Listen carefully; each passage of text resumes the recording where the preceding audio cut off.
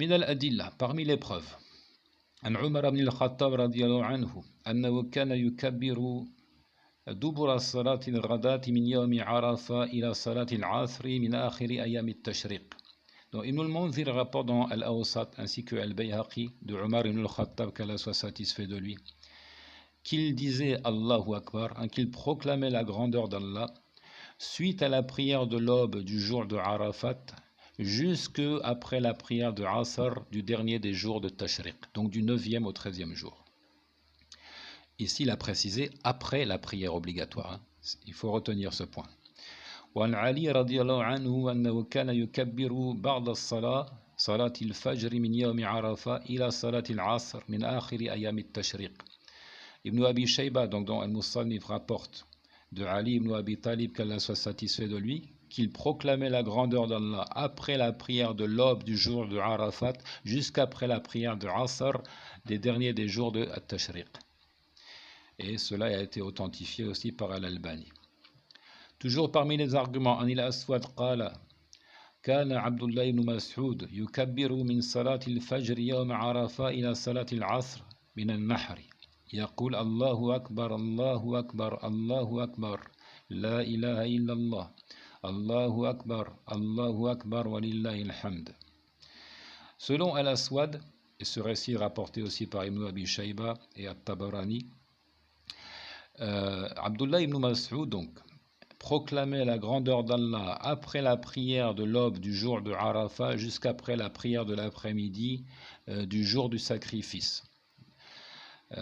Il disait Allah est le grand par excellence, Allah est le grand par excellence. Il n'y a de divinité digne d'adoration qu'Allah. Allah est le grand par excellence, Allah est le grand par excellence, à Allah revient toute la louange. وعن ابن عباس رضي الله عنهما أنه كان يكبر من غداة عرفة إلى صلاة العصر من آخر أيام التشريق. Donc toujours la même chose qui se répète ici, cette fois de Ibn Abbas, le récit rapporté par Al-Hakim et authentifié par Al-Hakim et aussi rapporté par Al-Bayhaqi. Ibn Abbas qui lui aussi donc proclamait la grandeur d'Allah après la prière de l'aube du jour de Arafat jusqu'après la prière de l'après-midi des derniers des jours de At-Tashriq.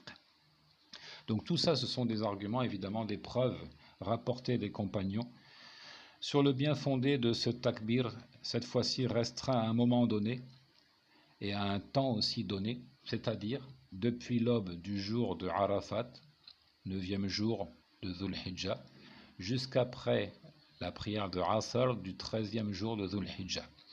Après chaque prière obligatoire, et il y en a 5 par jour comme vous le savez, alors il est prescrit de dire Allahu Akbar, Allahu Akbar. Et là justement, je vais enfin m'arrêter sur les formules qui ont été évoquées par les ulama. En fait, il y a une divergence sur la formule exacte à prononcer. Il dit, certains ont rapporté Allahu Akbar, la ilaha illallah, Allahu Akbar, walillahi alhamd. D'autres ont rapporté, soyez attentifs parce que la différence elle est minime, c'est dans le nombre en fait de takbir. D'autres ont rapporté, donc deuxième avis, Allahu Akbar, la ilaha illallah, Allahu Akbar, walillahi alhamd. Et enfin, troisième et dernier avis, certains ont rapporté Allahu Akbar, la ilaha illallah, Allahu Akbar, walillahi alhamd. Voilà. Mais comme il le dit ici très clairement, Al-Amru wasi'.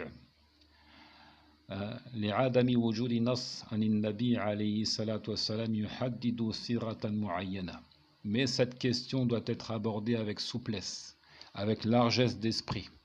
En d'autres termes, nous devons tolérer ici la divergence. Il n'est pas question de reprocher à son voisin de dire 3 fois Allahu Akbar, tandis que l'autre le dit 2 fois. Il faut tolérer la divergence, puisqu'aucun texte hérité du prophète alayhi salatu wassalam n'est venu donc définir clairement la formule à employer. Wallahu ta'ala a'lam.